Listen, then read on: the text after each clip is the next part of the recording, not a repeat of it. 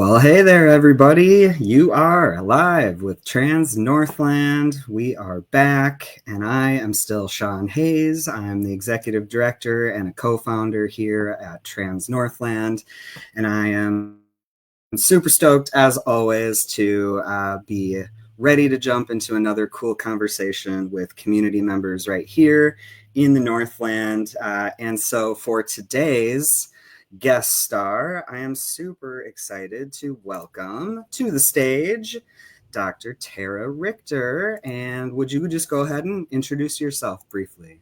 Sure. So my name is Dr. Tara Richter. I've been in the community for quite some time now. I am a clinical psychologist, and one of the things that I specialize in or I love working with is individuals that identify as gender nonconforming or transgender. So it's one of my great passions, so I'm super excited to be here. Yes. Oh my goodness. I'm so excited to have you join us. Thank you, for taking the time.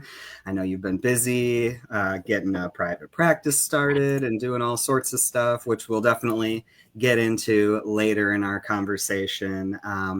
But yeah, for those of you who have tuned in before, I believe this is our 7th conversation, which feels so cool because I love this kind of stuff. And so we are just excited to continue with what we're calling our Gender Joy segment to start off. And Tara, I'm trying to think, you might be our very first cisgender guest on the show. And so welcome. Hello. Hello. I'm honored. I am very privileged to be here. Yes. And so it was interesting as I was preparing, for our conversation, and, we send out questions and prompts ahead of time to our guest stars. And I was like, oh, gender joy. Oh, yeah, of course. Like cisgender folks have gender joy moments. And so I thought, what a cool sort of realization for myself. It's sort of when I go and do trainings with folks where like we talk about pronouns and I'm like, trans people have pronouns and cis people have pronouns. We all have pronouns and we all experience gender joy. And so, Tara, is there anything, that comes up for you that you would be willing to share? Yeah, I was super excited when you had mentioned that this was the topic, because I think that there is the assumption that, we just don't really think about gender. If you're cis, there's no reason to think about it. And obviously there is. Because for me, gender joy is really about that congruency between how you feel inside and how you are perceived outside. And so that connection or that, affirmation is a big deal, not only for cisgender people, but for everyone. And I think that you can feel great joy when everything is matching and clicking right along. At least for myself, that's really where I've experienced it before, is just feeling comfortable in my own skin, right? And figuring out like, what does that look like? What does that mean? And that's important for anyone, to make sure that they're being authentic and doing the authentic things that they need to do for themselves. Totally. Yep, I would agree wholeheartedly. And I think it's interesting, when we think about the folks who are maybe on the fence, maybe they don't think they know a trans person, but they see all these headlines and, the attacks that have been happening on our community. And I think just these small questions of like, yeah, what does your gender feel like for you? What does it feel like in your body? And I think if more cisgender folks sort of took a little bit of time to imagine or to like think about those things, I think it would create a lot more understanding, in my hopeful heart, and maybe curiosity and less judgment, right? And so, when I think about me, I'm like, what's a gender joy thing that I'm experiencing right now? I'm gonna go with my curly hair right now, because like we've officially entered winter, that's for sure. Holy moly, the roads are still kind of messy around me. But typically in the winter time, lately at least, I've sort to just like let my hair grow out. And I remember early on when I had started transitioning, maybe 1 or 2 years into my own personal journey. Oftentimes I would get misgendered, and it was usually because my hair was a little bit longer, or for some reason in my head, that's what I was feeling, or getting this vibe of, oh, it's got to be my curly, longer hair that's giving it away or something. And even just a couple of years ago, I experienced being misgendered, I think in a drive-through when I had my hair a little longer. And I've sort of gotten to this point where I'm like, you know what? F it. Like, I love my curls. And there's definitely a point where it goes from short to like this length that I hate it for sure. But it's finally at a point where I'm digging the curls, and it just feels good to like choose how I want my hair to be rather than like what I think anyone else is going to think, or what they, if they care or not. People pleasing. We are quitting that this Right. year. That is my resolution. Stop with the people pleasing. Yeah. That's right. Oh my goodness. That's a great example. And I love that because, for everybody, it's going to be something a little different, but it's all valuable and it's all good information. And I think what you said about people being more informed and understanding and taking a few minutes, because people don't necessarily always think about their gender because they're not forced to. How lucky that you don't have to think about that it just is, and it's quote easy, right? Because it's not for everybody. Not only to figure out kind of what identity is and what that looks like, but then also how do I express that? And I love the fact that I can wear a pair of jeans, I can wear a skirt, I can wear whatever I want, and it doesn't mean that I'm less of my identity than I was if I'm wearing the other thing, right? So right. I like that. So long hair, curly hair, just being able to embrace who you are and how you want to be in the world, and that fits with whatever label, right? That's the hard part, is that people are like, well, do I pass? Am I enough? And it's like, well, how do you feel? Does it feel good? Does it feel congruent and authentic? That's right. And it's almost like we each individually can define femininity or masculinity or anything outside and around that, right? Like, it shouldn't be up to anyone else, let alone society, to tell us, right? But Right. that's a whole nother conversation we could probably have for an hour. So thank you for sharing in our Gender Joy segment. And so as we sort of transition into our next segment, which is basically just me shouting out, Trans Northland has this super cool events calendar that has so many different LGBT plus events. It has, our current program offerings with Trans Northland, including we have the tea room that is open every Tuesday and Thursday from 9 a.m. until noon down at the Imaginarium in downtown Duluth. But then we also try really hard to add like any and all events that we see out there, whether it's by a drag group or another nonprofit or whoever. We want to share all of these different ways that community members can connect. And it used to be there were only so many options, and now it's like expanded and exploded in such good ways, I think. And so for example, coming up on Friday, we've got the Queer Art Club with Outfront Minnesota that happens every Friday from 3:30 to 5:30 down at Studio Cafe, again down in downtown Duluth. And then I'm literally just looking at the calendar right now. So on Saturday, Studio Cafe's got a lot of cool stuff happening. If you haven't checked them out, super cool little coffee shop. They are also hosting a queer makers market and mutual aid drive on Saturday from 10 a.m. to 3 p.m. So you should definitely go check that out. Buy local holiday gifts for your folks, especially from queer and trans people. Please. I'm going to put a plug in and say holidays are coming up. We all need gifts. That's it. That's it. You know it. And then maybe the last one I'll highlight is coming up on Sunday, which this is now happening every first Sunday of the month. We have the new Transforming Families Support Group. That's a brand new Duluth chapter. They're based in the Twin Cities, and they do amazing work with trans and gender expansive youth, all ages, which is amazing because we've always struggled in the Northland to have offerings for littles, below age 13. And so they have that. And then they also support and have groups for caregivers and parents and guardians of trans and gender expansive youth. So that's a super cool thing that's happening at Peace Church on the first Sunday from 1 to 3 p.m. So I'm super stoked about that one. We love Transforming Families. They're great. I got a chance to connect with them at Trans Joy Fest, and they were amazing. They were so excited that they're going to be in Duluth. So I was really jazzed when I heard that.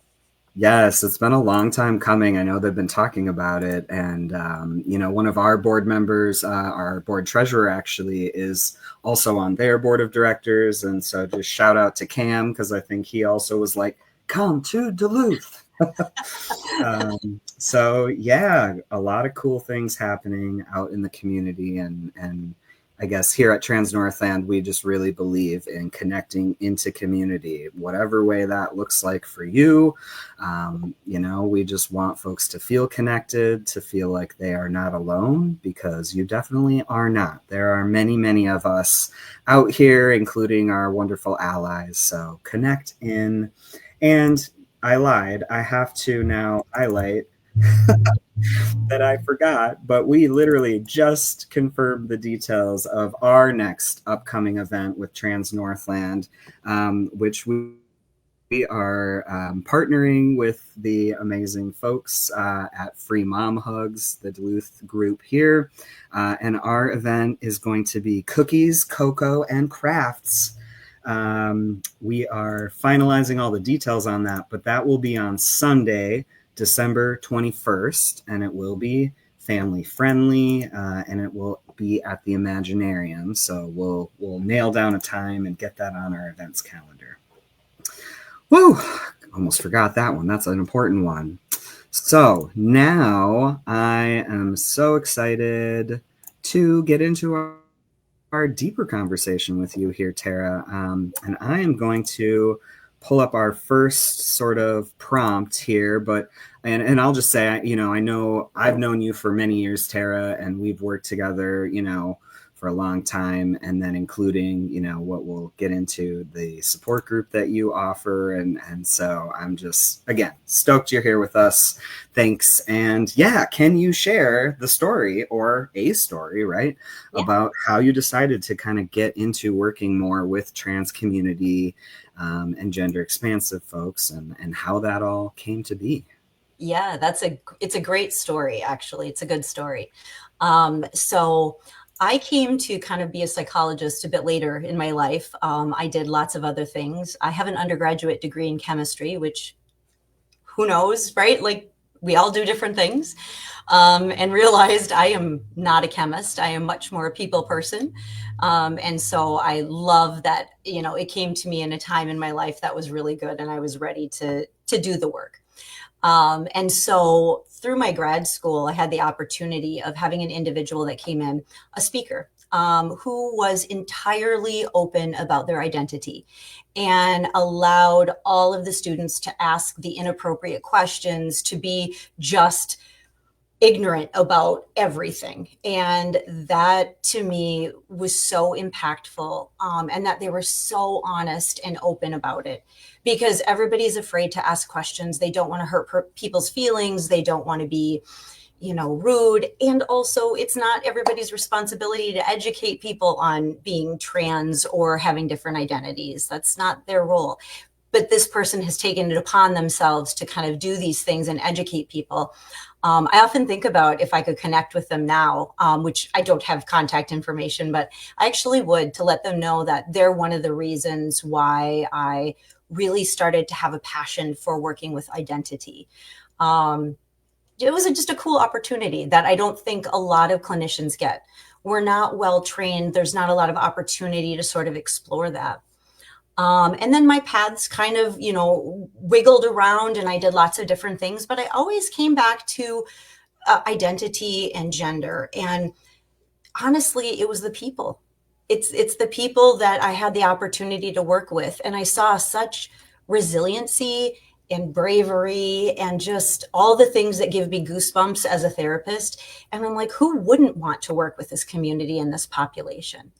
And I worked really hard to try to educate myself, and I still do every day. And it, I'm certainly not an expert in any way, but I love to learn, and I really try to stay up to date on things and try to really be a resource for people.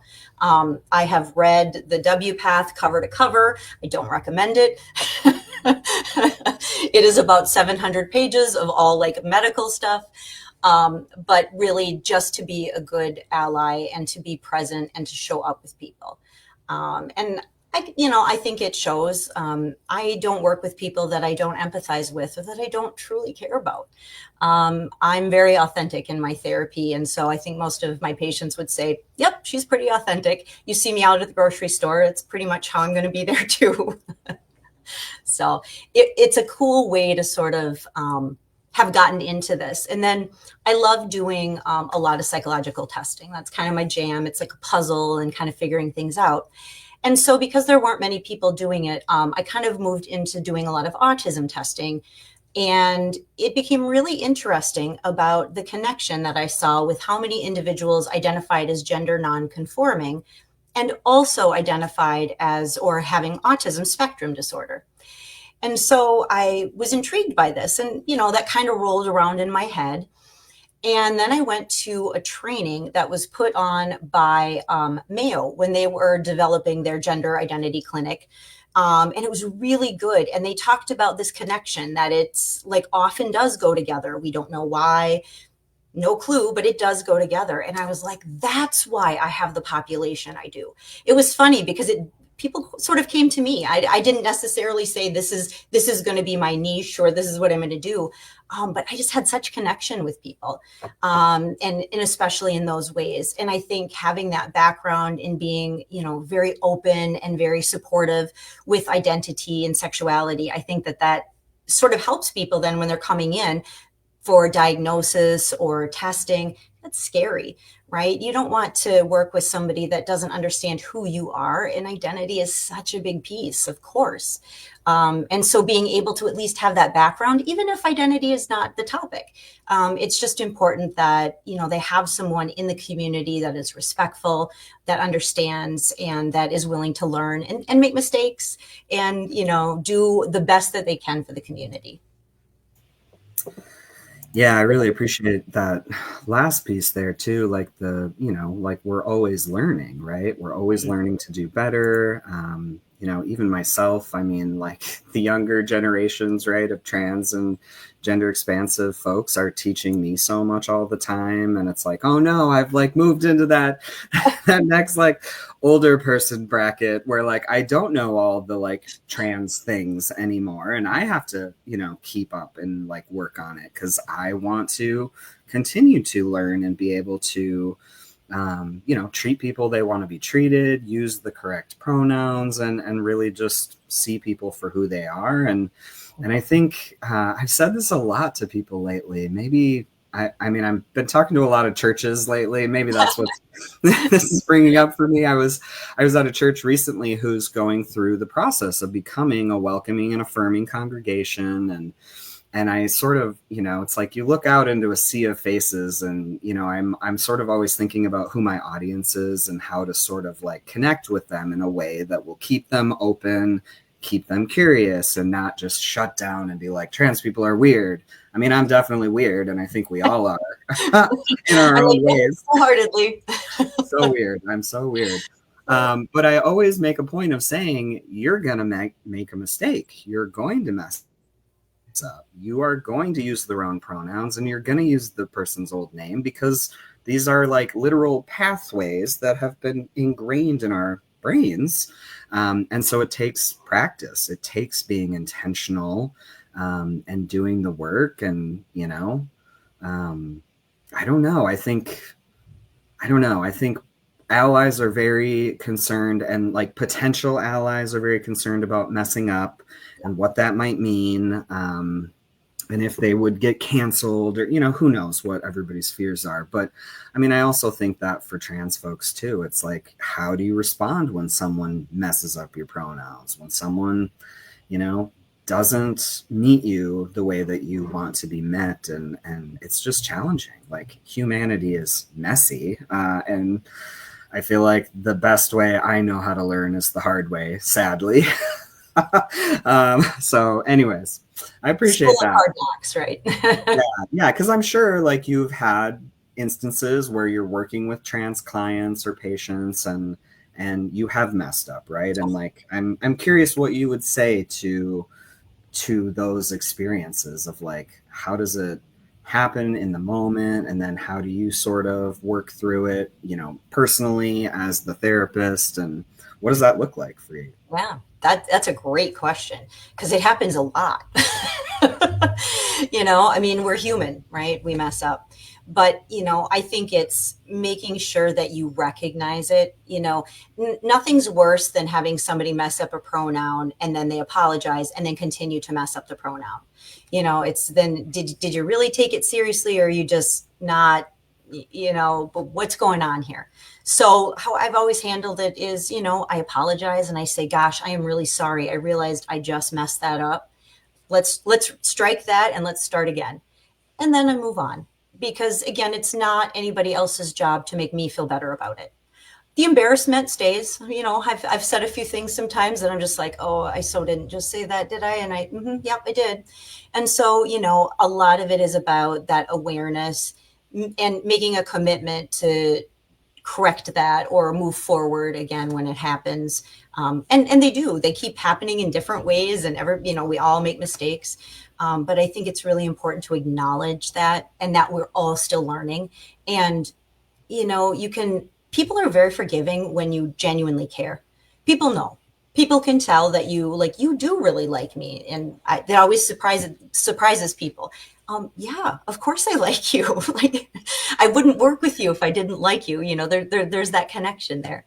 And I think, there's nothing worse than like, going to an appointment or something, let's say a medical appointment, and then getting misgendered. And then it continues to keep happening. And it's like, gosh, how do I trust that person if they can't even get my pronouns right? And so I've worked hard to work with individuals, not only clinicians, but, physicians and other people who do want to be more informed and, better about, how do I do this or how do I handle this? And so I try to make myself a resource for people too, that they can say, gosh, I just did this. No judgment. It happens. Let's talk about how to move forward from that. And what do we need to do? Oh, I always talk about the repair. Like, what do we need to do to repair that to make it okay? Because it's not the person that you harm's job to make that okay if you're the one that messed up. Man, ooh, yeah, yeah, I love that. Mhm. And it reminds me, I was just having a conversation last night with someone about, this was about parent guilt, but it's like, oh man, I messed up, whatever it is. I yelled at my kid, that's the part. But it's like, no, I think you're right. I think it is the repair part that is most important and matters the most to whatever that relationship is, whether it's me and my daughter, or you and a client, or anyone, right? Because yeah, we always mess up, and then we can always choose to learn and not mess up again. Yeah. We'll just In mess up that in same way. different ways. That's right. That's right. Exactly. Not the same way, in different ways, and then learning more. Yes.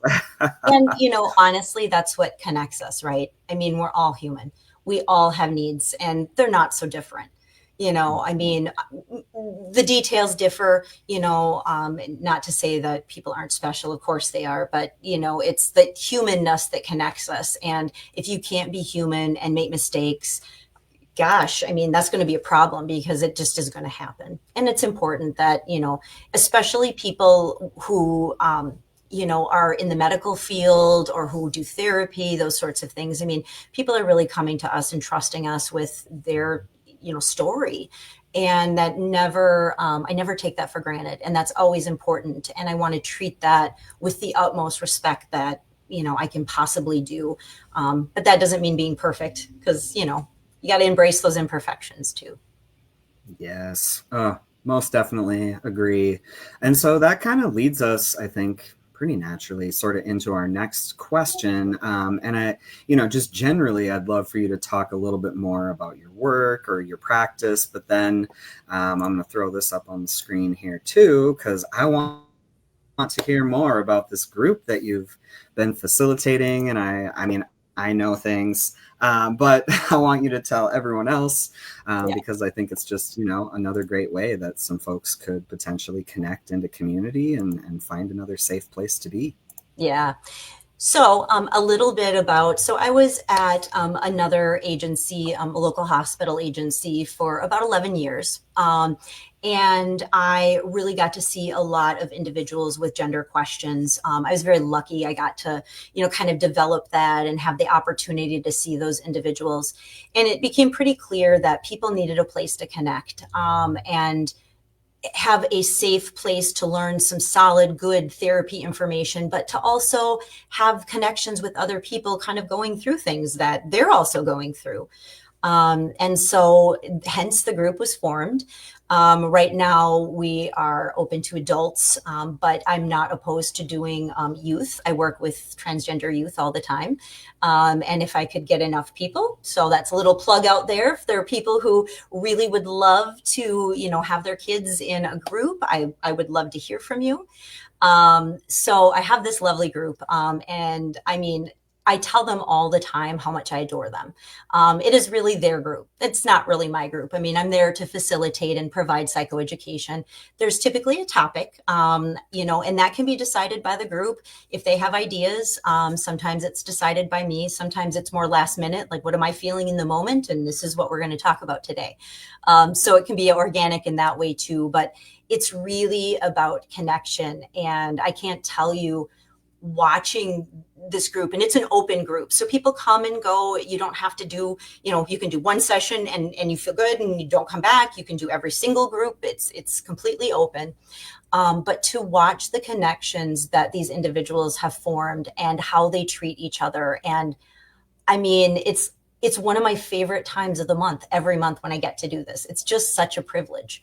And so I made the decision to move to a private practice. Lots of different reasons. I wanted to be able to do more in the community. I wanted to be able to do some pro bono work and things like that, and pay the bills, right? That's the reality of it.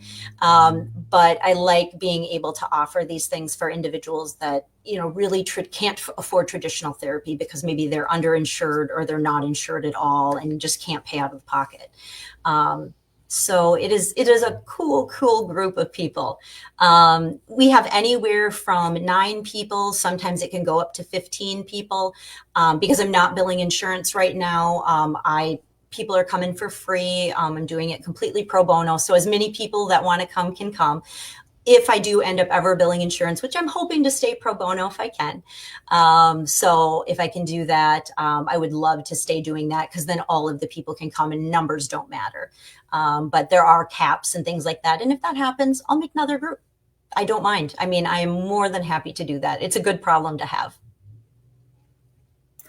Right. That's the best problem to have. More people than we planned on. Yes.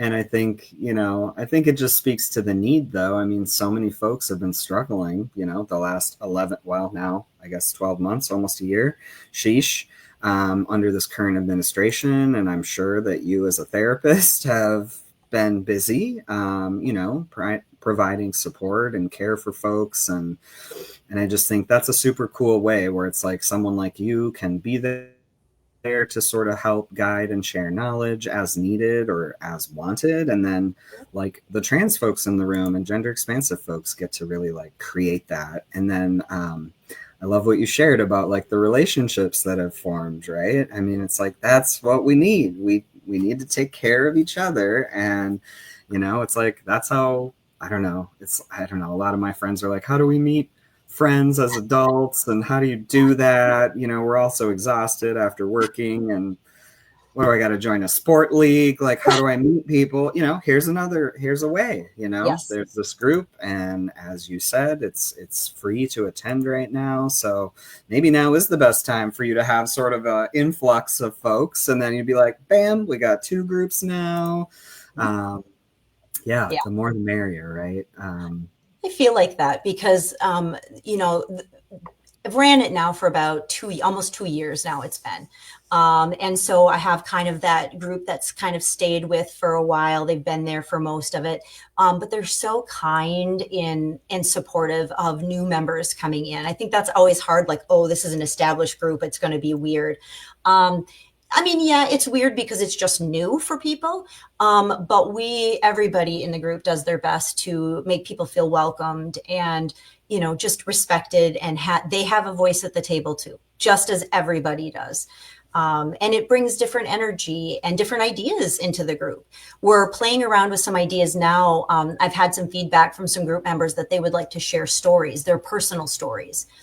And I've checked in with the group and kind of gotten feedback from everyone. How do you feel about this? Do you think this would be, a good thing? People seem interested. So we may even create like a different type of group where you could come and share your story with a smaller group if that is more comfortable for people. Just different ways that people can feel heard and share, even if they're not like, I have a lot of people that are like, oh, I'm not really a group person. I'm not sure how I would feel about that. That's okay. You can come and check it out. You don't have to say anything. We will be welcoming. And if you choose not to say anything, that's okay too. And you never know. You may find yourself talking when you didn't anticipate talking. So it's a pretty neat energy. Sometimes I think that energy that the group creates definitely permeates. And so I know that some of the newer individuals that have just kind of started a group have said, oh, I want to come back. That's what we want to hear. Right. Come on back. Yeah. And I think it's, it's important to note. So, Trans Northland, we've always offered a support group. And the difference here, right, is that our group is a peer-to-peer support group, right? I'm not a therapist or licensed in anything like that. And none of us are who facilitate that group. And so, that has a very different feel than probably what your group feels like. And so folks are, again, welcome to check out your group and to come check out ours if that's more your vibe. And I saw this comment, so I'm going to throw it up here. Tara, if you can share the details or how maybe folks could get in touch if they want to get those details. Absolutely. So I try to make it as easy as possible for people to come to group. And so group right now is at my private practice. The group will laugh if anybody's listening because we have a room that we meet in.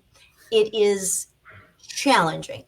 It is, it's not the nice, put together space that we had prior when I was at a different agency. So it is kind of makeshift and we make do. And don't get thrown off by the medieval decor. It wasn't a choice.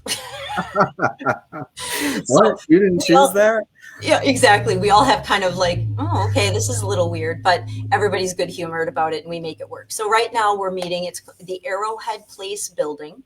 That's where my business is located. I'm on the first floor, so I'm suite 120, 125. I share with a friend who has her own business separate from mine. So that's usually where I see people. The group itself is on the second floor in the group room, the larger space. It's a meeting or community room, and it takes place on the second Thursday of every month.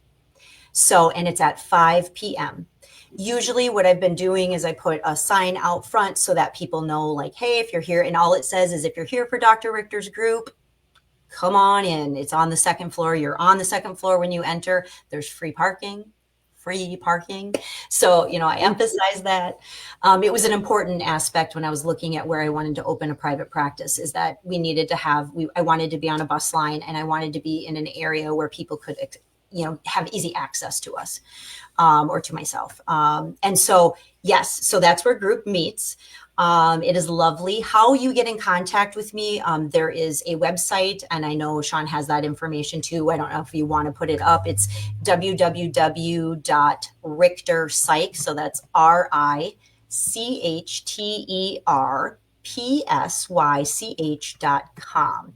And so that'll pull up the website, and you can email me through the website, but you can, perfect. You can also email me. It's Tara, Tara, at richterpsych.com.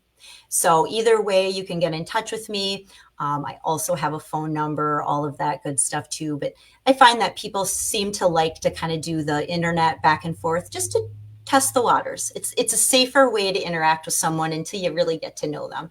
And so I am open to all forms of communication. You don't have to have a formal referral. That was another thing that was really hard, because when you're in a system, you kind of have to follow how the system works. And now I don't need to do that. So it is lovely. I do ask that people have a diagnostic assessment. So people are like, what is that? Do I have one? I don't know. If you have a therapist that you are currently seeing right now, chances are they've done a diagnostic assessment on you. That's usually that first appointment where they go through all the questions, and you kind of sit there and wonder, am I ever going to talk about me other than just you answering specific questions about all these, different things? So if you have that, you can get that to me, and that is perfectly good. I do like to have conversations with people. That can be via email, just because I want to make sure that everyone is safe in the group. I take safety very, very seriously. And I've not had any issues with it, but I don't want people to, feel threatened. I don't want people who shouldn't be in the group to be in the group. I make people welcome, but I don't want anyone to come in and do any harm. So I'm careful about who comes into group. I do screen, but there's nothing that would necessarily, boot you from the group other than not being open or gender friendly in those sorts of ways. So I just want to make sure everyone's safe. Yes, safety is key right now, especially. So I think folks will be really glad to hear that. And also just popping this up because medieval decor. I love it. It's a plus. That is my niece. So say hi to my niece. There you go. Hey, Haley, it's good to see you. Maybe. I was hoping that they would get to join. So they're joining from the East Coast. So. Oh, nice. I love it. Well, maybe you can consider keeping that medieval decor.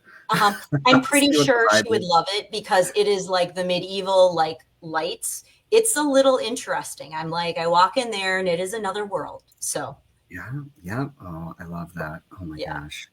Well, let's see. Where am I at? I got to get us to our next. Oh yeah. Okay. So we're going to talk about, probably for the rest of the time here, the holidays. And some people get really psyched about them. And I feel like many folks, especially in the LGBT plus community, are not always super psyched, right? Because so many of us have families that we may not feel comfy going back home to visit, or maybe we're alone on these holidays that make things difficult, or maybe you gotta go, and like your parents make you go, right? And then you have to be misgendered all Christmas dinner or whatever it is, right? And so I wanted to have a conversation with you, Tara, about, because I'm sure, I think across the board, holidays are hard for folks in a lot of different ways.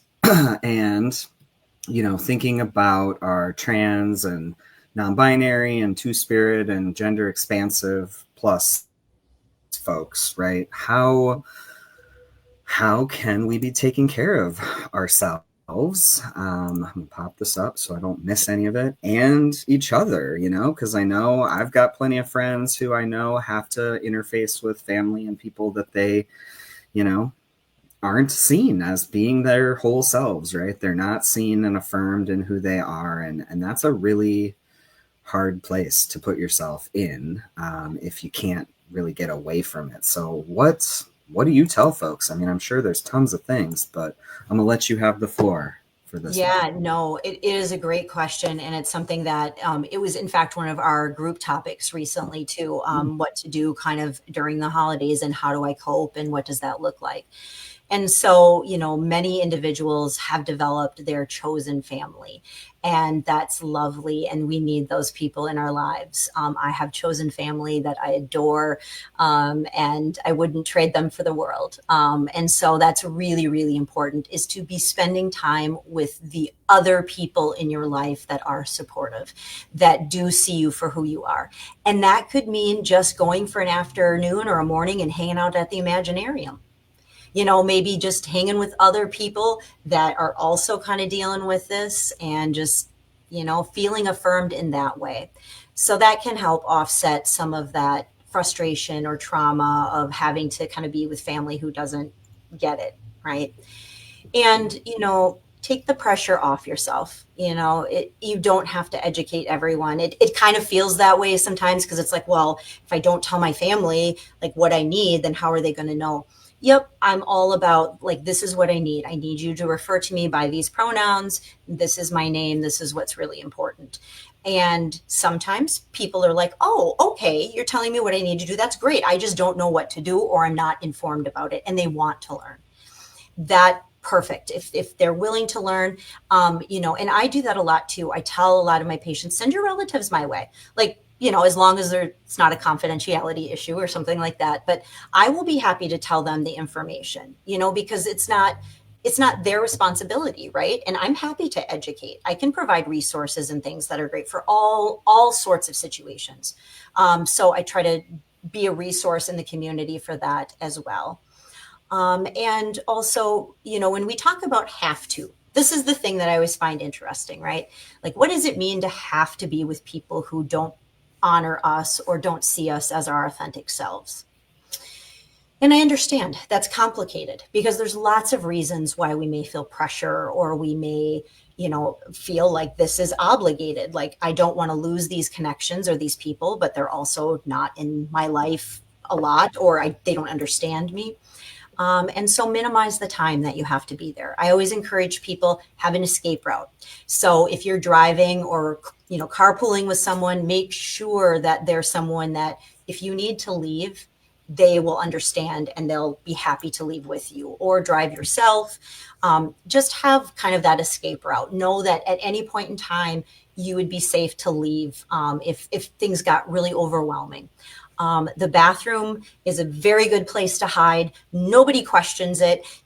I'm in here, right? Like, nobody asks. So hide in the bathroom if you need to, but find a corner or a space that's a little less overwhelming, because sometimes sensory issues can also creep up, along with all of the dysphoria and the things of the holidays and all of that as well.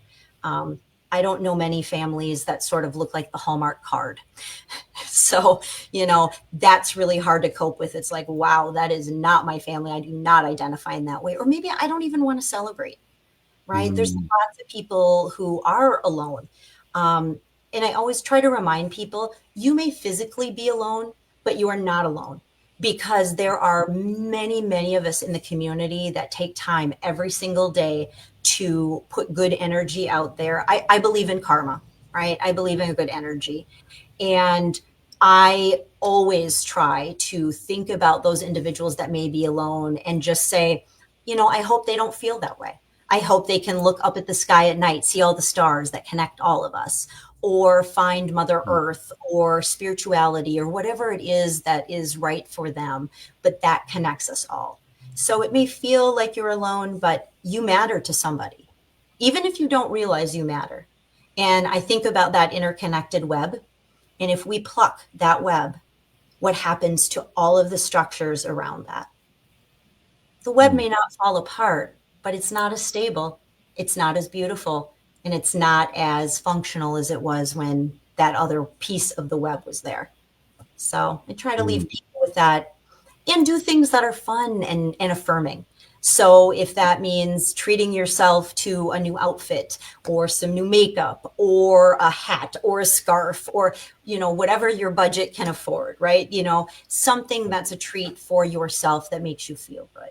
I talk to people a lot about having that piece that makes you feel good. You put it on and you're like, yeah, these are my glasses. Like, I feel good in these glasses, or this is the hat, right? There's just that item, that you have that makes you feel wonderful. Wear it. be confident.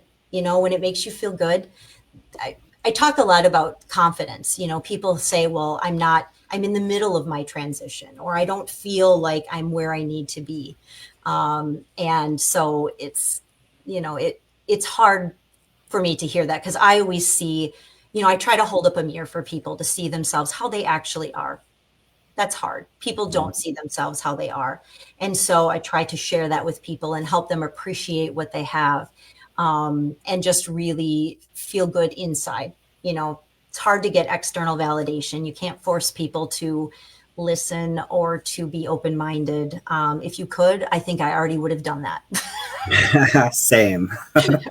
Totally. Yeah. I mean, I think, don't know how many windmills I've tilted at, but and I'll continue to keep tilting because it's important. But just go easy on yourself. Do things that are supportive for you, and pay attention to what you need. I always say, like, where do you hold your attention? If I'm wearing my shoulders as earrings, probably Hmm. need to take some deep breaths. Yeah, that's me. That's me, Tara. Yeah. That, and then every once in a while, I'll notice that my jaw is like locked tight because I'm stressed or I'm anxious or I'm afraid or whatever it is. So yeah, I think that that's something I was thinking about too. Is it's something I've been trying to practice when I'm going into situations or places or family groups or whatever it is, like where I'm really trying to pay attention to how I'm feeling. Because I don't know about other folks, but like I'm usually okay. Like when I can like sort of pump myself up and like go into these situations that I know are not going to feel as super comfy as I would like them to feel, and I can sort of get myself to go do the thing. But then an hour, 2 hours in, I'm like, oh, I can just feel it in my body. I can feel the tension. I can feel myself tightening up. At that point, there's probably been some misgendering that's happened. There's conversations I don't want to really be a part of happening, and so it's like noticing that, being able to like do a couple things right in the moment.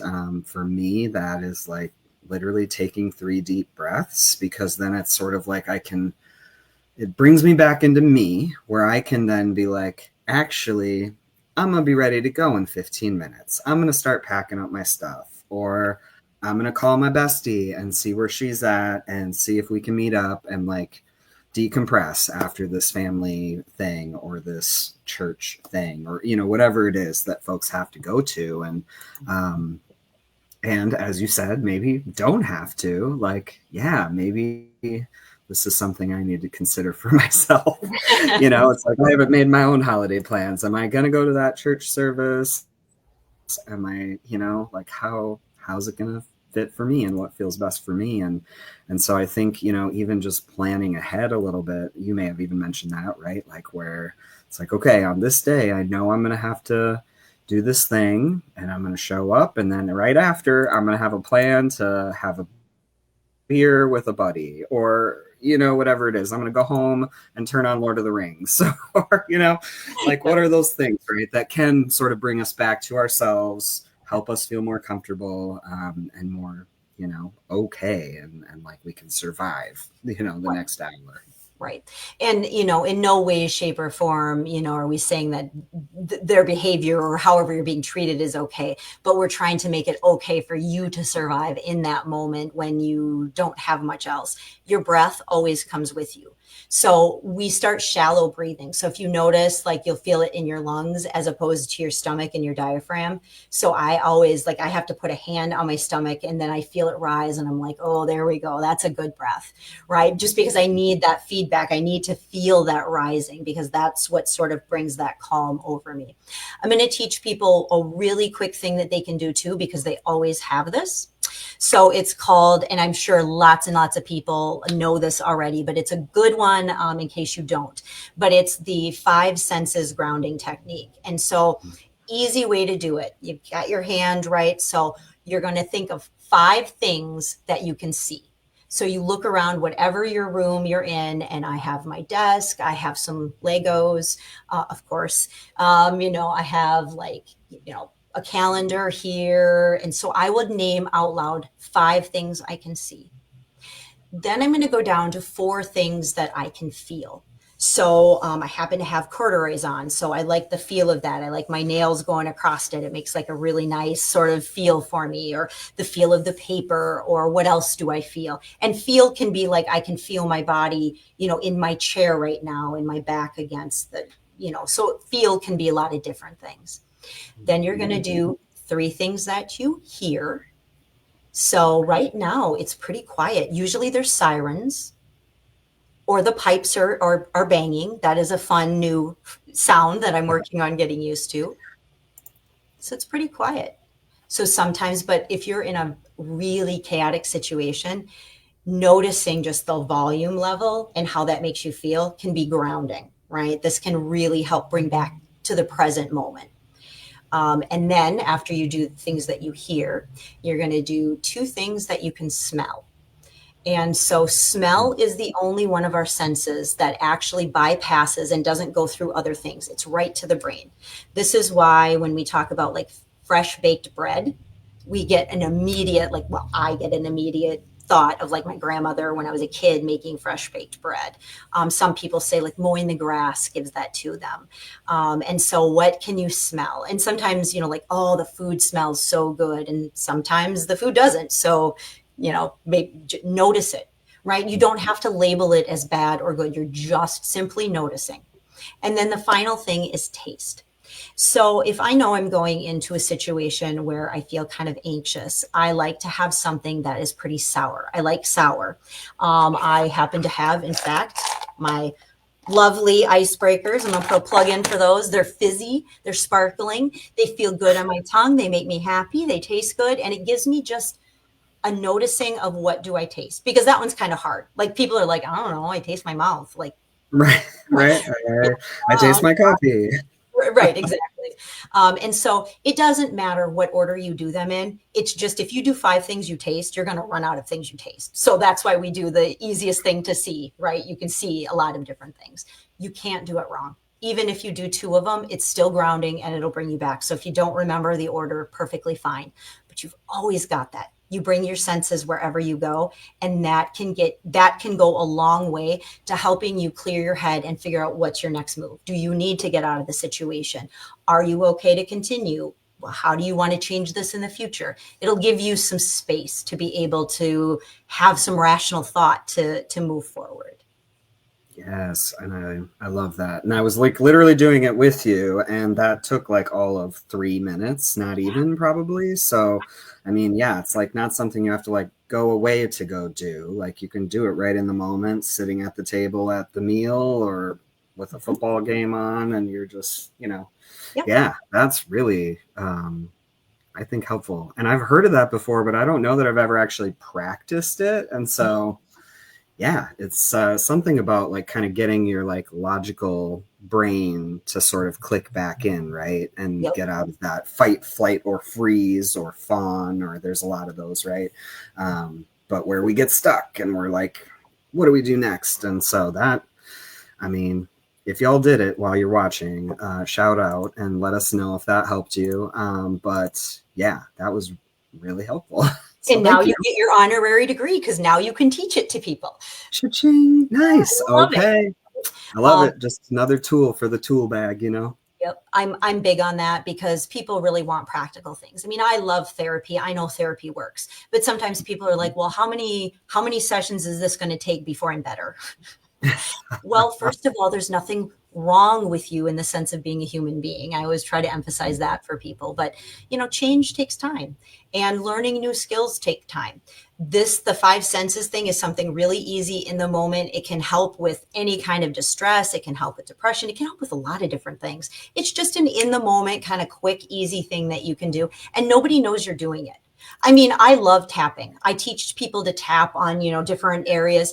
But, if I'm sitting here at the table doing this, somebody's going to probably notice and comment on like, can you tell me about this? No, I don't really want to tell you about that. So it doesn't invite, those sort of comments that you don't really want to answer. Totally. Yes. And that is very helpful too.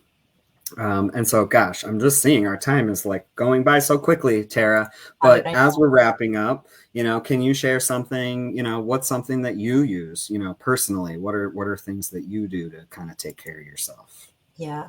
So I make a point of no less than 3 times a day or at every stoplight, if I happen to be driving, to stop and check in with myself. How am I doing? How am I feeling? Am I carrying tension anywhere? Do I have a headache? Am I hungry? I get very absorbed into what I'm doing and I love working with people. And so I need for myself to step back and say, like, how am I doing? Did I go to the bathroom today? Like, just some of those basic things that when we're all busy and we're flying through our day, we can kind of put aside. And those basic things are so important, especially during the holidays, because it can just feel like you're racing from one thing to the next thing to the next thing. That's okay. If you're literally in the car, I make a point of doing it at stoplights. It was a habit I started in grad school. I don't drive as much now, so I had to incorporate it in other ways. But you can do it with, like, every time you go to the bathroom, check in. Pair it with something that you do. If you go to the water cooler or the coffee maker, and you're making yourself a cup of coffee, make that the time when you check in. So that way Hmm. it's, taking that time. So that's one of my favorite things. The other way is to, spend time with my family. I adore them. They are a great, great source. In fact, my daughter was heartbroken. I wouldn't let her skip school today to come and do this with us. What She the was heck, Mom? devastated. Sorry, honey, you can watch it in a replay. But I adore them. They are lovely people, and so it's nice to have a place where you feel loved and accepted. And so that is my safe place. And I would be amiss if I didn't mention building Legos. If you know me, I am a nerd and I have way too many Legos that I'm a bit ashamed of how many I have. And yet it is a good self-care strategy. I can get lost in building a big set and just the world kind of melts away. So, Oh, man, that's it. We need those things, right? yes, all of them. And this is just funny, but I found some TikTok creator who's like maybe an art therapist or something, right? And just all the videos are, of her and a sheet of paper, and she's doing all these like little doodles. And I Yeah. have never felt comfy doing art of any kind, like stick figures, super good at those. Okay. That's But smart. I've seen some of these videos now, and I'm like, I might, I might actually give that a try. That kind of looks fun. And so, kind of going out of our way to, do a little research, check it out. What are your friends doing for self care? Maybe that's something that works for you. Maybe you can do a Lego set together, right? Like, yeah, but I feel like those are super great ways. I feel like for me too, it's just connecting with my people mainly is how I probably the biggest way that I take care of myself. And I definitely tend to be someone who wants to isolate and pull away. I'm an Aquarius. And so it is a practice to really reach out and to say, hey, I'm having a shitty day today, bestie. Like, let's meet up and grab a coffee, or let's go sit by the lake, or whatever it is. And we got to do those things. We need every single one of us to keep going and to be a part of this community. And I So, think it's really important just to kind of piggyback on that, when we call up a friend, or we call someone up, it's okay if you don't want advice. You just tell them. You can say, I just want your presence. I just want to be with you. Just because, I've got good vibes when we're together and I like that energy. I don't need you to solve the problem. right. Oof. That's a good reminder for me because I'm a fixer and I want to just tell people what they can do and what they should do when I don't always follow those things for myself. So, good reminder, Sean. Yeah. Check in first. What's Right. helpful in this moment? Do you want ideas? Do you want me to just say that sucks and like empathize? Yeah, that is awesome. So, thanks for adding that. And we have come to the end of our time. I don't even know how this has happened, It, but it flew by. we're here. I'm throwing up banners, but thank you is what I'm trying to say. Yeah. We're just really glad that you took the time, Tara, to come and join us and share a little bit more about you, and share more of these things that we can be thinking about and preparing for as we get closer to, this holiday season, all of the different holidays that are coming up. And so we're very grateful for your time. And then I'm going to throw this back up here for folks who are interested. So there is Tara's website at the new private practice. I don't even know. Did you say what it's called? I didn't, because it's sort of a fun play on words and it tells you how geeky I truly am. But the name of my practice is Richter Scale Psychological Services. So, yes. Love it. I couldn't do anything with North or Blue or Waters. I feel like that has kind of been done. So I'm lucky enough to have a very interesting last name. And so why not use it? And I'm available. I do take new patients. I also can do letters and those sorts of things too. So if you have questions, just please reach out. If I can't do it, maybe I have some resources that I can point you in the right direction, but you're not alone out there. So don't struggle. That's what I tell people. Just reach out and we'll get you where you need to be. May not be right away, but we'll get you there. So, know that people out there care. That's it. And we can connect you with Dr. Tara and lots of other therapists that are gender affirming. And yeah, it takes all of us. So thank you again for that. I'm going to pop up our website at the bottom there. So if you're new to Trans Northland or you want to learn a little bit more about what we do and what we offer, check us out at transnorthland.org. We will be back in 2 weeks with another surprise guest star, which I am keeping quiet at this moment. And so keep an eye out for that, who will be joining us next. And as a reminder, you can always check out our events calendar. If you're starting to plan your weekend, holiday shopping, all of that, we've got tons of cool info. And I will put a plug too. On our website resources page, there's a whole list of businesses that are either trans owned, LGBT plus owned, or ally businesses. Again, support local folks if you can. Go check out that list. And yeah, as a reminder, thanks for all of y'all who are watching this live. It's also going to be live now on Facebook and YouTube every 2 weeks. And we're working on a podcast version. So those of you who want to listen in the car, I'm a big podcast in the car guy. That will be coming soon. So stay tuned for more about that. And I think that's it. Any final words as we sign off? I just want people to, treat each other with respect and kindness, and let's remember grace this holiday season. True that. Well said. Let's have grace for each other and for ourselves. As always, we hope all of you take good care, reach out anytime, and we will see you in a couple of weeks. Sounds good. Take care, everybody.